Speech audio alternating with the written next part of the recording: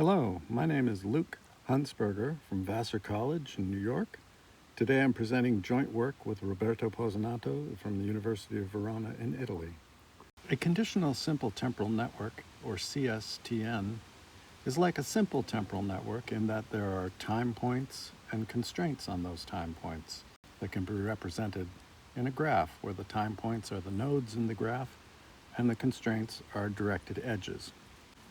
However, in a CSTN, some of the time points are called observation time points, shown here in blue, and in addition, constraints can be labeled not only by numbers, but by conjunctions of propositional literals.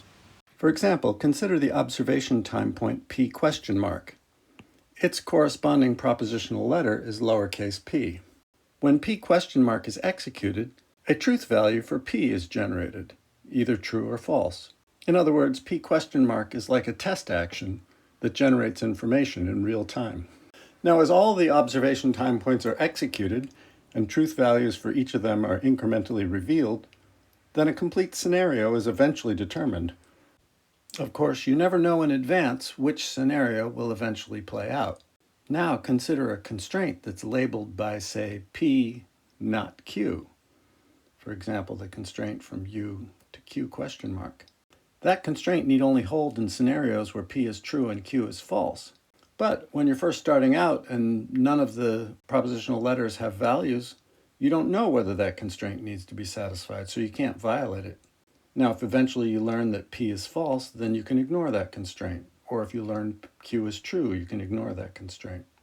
But as long as p not q might be true, you must not violate that constraint. The most important property of a CSTN is called dynamic consistency. A CSTN is dynamically consistent if there exists a strategy for executing its time points such that all relevant constraints will be satisfied, no matter which scenario is eventually revealed. Now, crucially, the strategy is dynamic in the sense that it can react to information it learns over time as the observation time points are executed. We use the PyDC semantics of Cairo et al. That allows execution strategies to react instantaneously to observations. We recently introduced two PyDC checking algorithms, HP18 and HP19. They take as input any CSTN, and then they tell you whether or not the dynamic consistency property holds for that network. These algorithms are both constraint propagation algorithms. The HP18 algorithm only generates constraints involving z, the fixed zero time point. So all new edges generated by the algorithm will point at z. Propagation can generate a new kind of labeled constraint called a Q-labeled constraint. And here, the propositional literal question mark p signals that a constraint must hold as long as the value of p is not yet known. And the star operator generalizes conjunction to Q-labeled constraints. So if one constraint must hold when this label is true, and another constraint must hold when this label is true, then both of the constraints must hold as long as the right-hand label is true. So for example, the first constraint only applies if p is true, the second constraint only applies if p is false, so both of the constraints must hold as long as the value of p is not yet known. Now the HP18 algorithm is sound and complete, but it can get bogged down cycling through negative Qloops, so we're going to look at an example of that. This sample CSTN has two negative Qloops, highlighted in gray. Notice that the loop from Q question mark to Y back to Q question mark has length -3, and the labels on the constituent edges are inconsistent, not p on one and p on the other. Well, a CSTN can have negative Qloops and be dynamically consistent, or it can have negative Qloops and not be dynamically consistent. It can go either way. The problem with the HP18 algorithm is that it can spend a lot of time cycling through these negative Qloops, and we're going to demonstrate that. Notice that the weights on the edges from p question mark to z and q question mark to z start at -13. We're going to do a lot of constraint propagation, and we'll end up changing these values just a little bit. First, we add a red edge from y to z. Then we remove its label, so we just have -11. Then we generate a new value on the edge from Q to Z. And we do the same thing on the left-hand side, generating a new edge from X to Z, and then removing its propositional label, and then adding a new value on the edge from P to Z. That enables us to modify the label on the edge from Q to Z, and then we remove that label, leaving -15. And we do the same thing on the edge from P to Z, and finally remove its label and get -15. So you see the net result of all that propagation is we now have -15 on both of those edges instead of -13.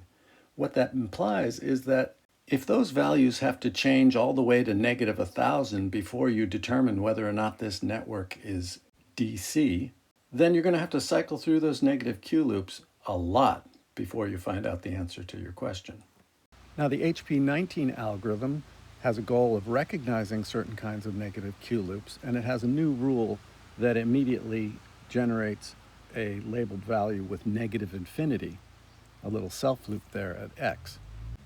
The meaning of that label is that X must not be executed as long as P might be true and Q and R are both unknown. Then the HP19 algorithm extends propagation rules to allow propagating these -infinity values.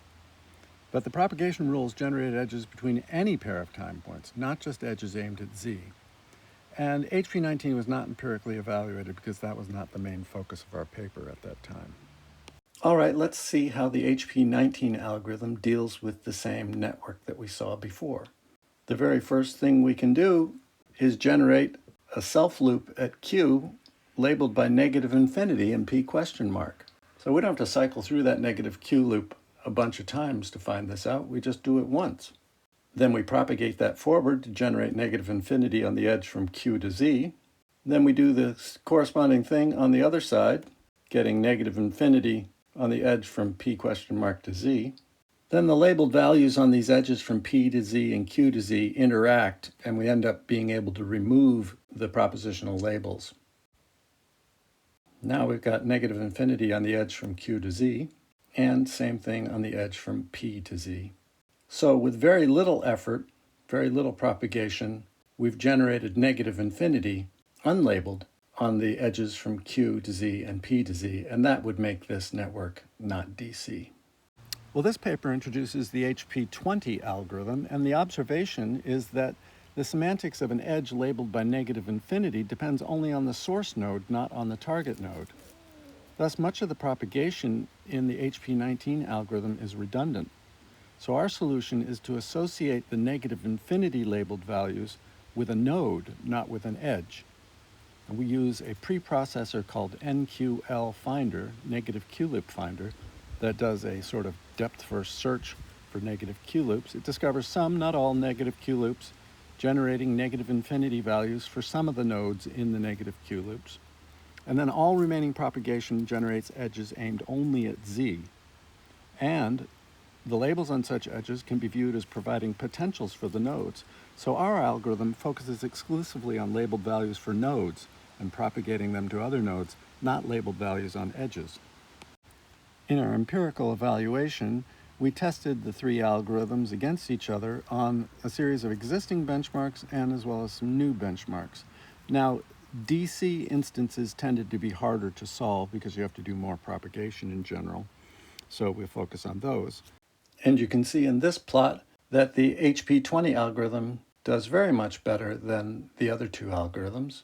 And surprisingly, the HP19 algorithm, even though it detects some negative Qloops, does much worse. And the reason for that is that it does too much redundant propagation of those -infinity values.